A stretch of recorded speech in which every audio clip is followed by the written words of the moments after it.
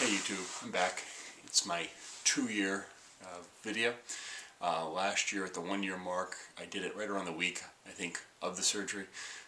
This year I thought I'd wait until I have my doctor's appointment, sort of incorporate whatever I learned from that appointment into the video. So there's kind of a long story, and I'll get into that in a little bit.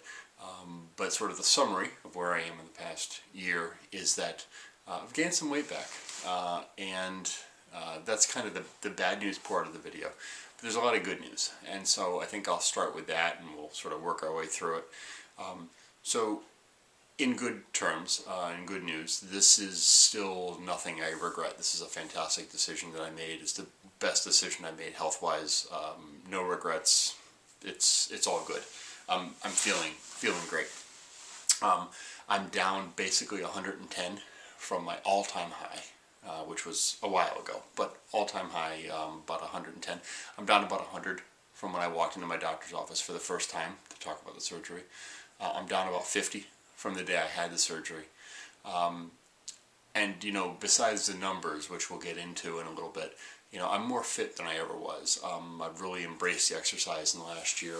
I just completed a 365 miles in 365 days challenge for 2014, so I was running an average of a mile a day. I'd usually do it in, you know, groups of 3 or 4 miles at a time, and do that a couple times a week. Did 3 5Ks or longer races in 2014, which was amazing. I did a mud obstacle run. I've always wanted to do one of those. You know, one of those. It wasn't Spartan. It was down and dirty, but it was the same basic idea. You know, obstacles, running, lifting, carrying. Something I've seen these, you know, fit friends of mine doing and posting on Facebook, and I've always thought, how cool would that be to do? And I actually did it. And it was amazing. It was a really great experience. The runs are just so communal. You know, people are so supportive of you when you're there, and it's just a great environment. So, you know, I'm running. I'm more active than I ever was. Still haven't done that pull-up. Still haven't been able to do that pull-up or chin-up. I just don't have the upper body strength. My legs are like you know, tree trunks. It's every day seems like leg day. You know, but upper body just it's not there yet. And that's a goal for this year. So more fit. The clothes I bought at my low still fit fine. You know, I was at my all-time high. I was a 56 jean. I'm now a 36 jean. 36 are tight, but that's okay. 38 for dress pants. Pretty much exactly where I said I wanted to be. So even with the weight gain, the sizes haven't gone up at all. I was an 18.5 neck size in a dress shirt. 16.5 now, and that's totally comfortable. You know, so benchmarks in terms of the life benchmarks, not forget the number benchmark, but the life benchmarks are all good. I'm feeling great. Blood test was great. Everything was fine. Blood pressure was fine, very low at the doctor's appointment. I'm really never hungry physically. Very, very rarely am I feeling the sensation of hunger. Even in the morning when I wake up, it's just not there. And when it is there, if I'm mindful about it, if I'm thoughtful about it, I can squash it very easily. So that's good. You know, I look at myself in still pictures, and I see what looks like a thinner person. I see myself in, it'll be curious to see how this video comes out, how I view myself in the video. I look at myself in the mirror, and I still see a fat person. It's really, it's such a head game. It really is. But I still see that perception, which is interesting and a little disheartening. So it'll be curious to see what this video looks like when I look at it compared to where I was a year ago. You know, people who didn't know me, you know, before the surgery, you know, just basically think I'm a big guy who doesn't eat a lot. I'm in a different work group, and so people there don't know the process I go through, and I haven't really told them. And they just assume that I exercise and I don't eat a lot, which is kind of strange because I'm a tall guy, but they sort of take it for what it is. In terms of the surgery restrictions, I definitely still feel restriction, especially after I eat a protein-dense meal, big steak, I really can't do. The downside, and we'll sort of segue into the downside, is that I can eat crappy carbs all day long if I choose to. I don't feel the restriction as much with those, and that's scary because those are the ones that really do kind of kill you. But in terms of restriction, I went to a friend's party a couple weeks ago, and it was a steakhouse and a bunch of guys, and it was a wedding, you know, what do they call it, shower basically, or not a shower, but a thing for when guys get married. We all went out to steakhouse, and I got the smallest steak they had, which was like a petite sirloin, and it was a push to try to finish it. I probably shouldn't have, but I definitely felt full. I felt like it was a small piece of meat, but I definitely felt like that was filling me up. I think if it had been a pasta or a rice or something, I probably could have eaten a lot more. So I do feel restriction for some foods. So that's all the good stuff. Don't regret it. Health is fine. Big life benchmarks are still going well. So the downside, the scale. I'll just tell you the number because I've been up front the whole time. 252, which is quite a ways up from where I wanted to be. If you've been following the videos, it's quite a ways up from where I wanted to be for the surgery, where my doctor wanted to be, and where I actually got a low of.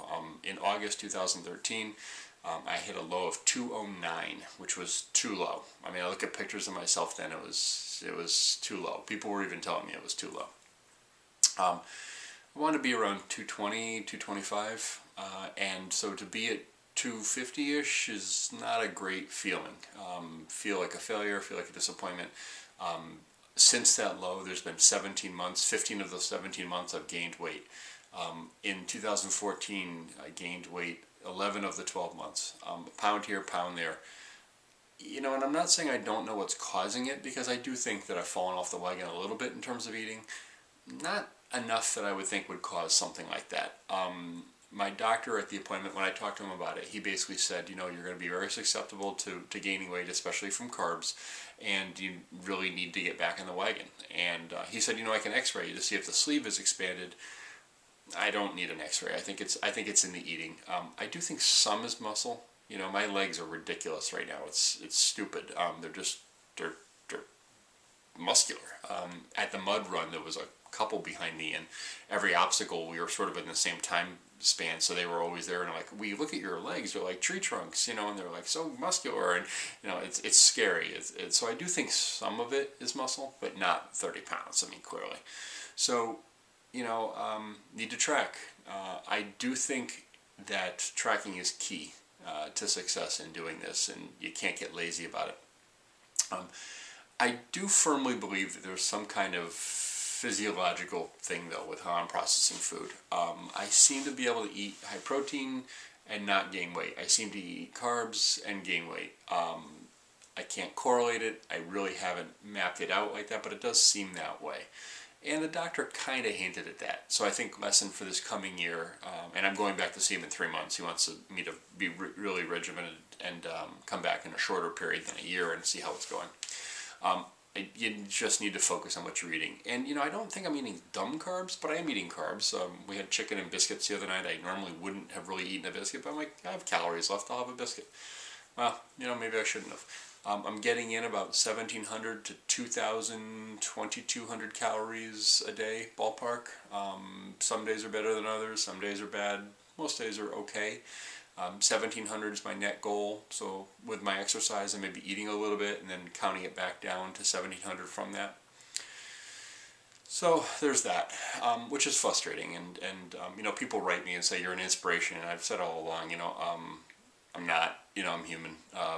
Being the flawed human I am is a feature, not a bug, right?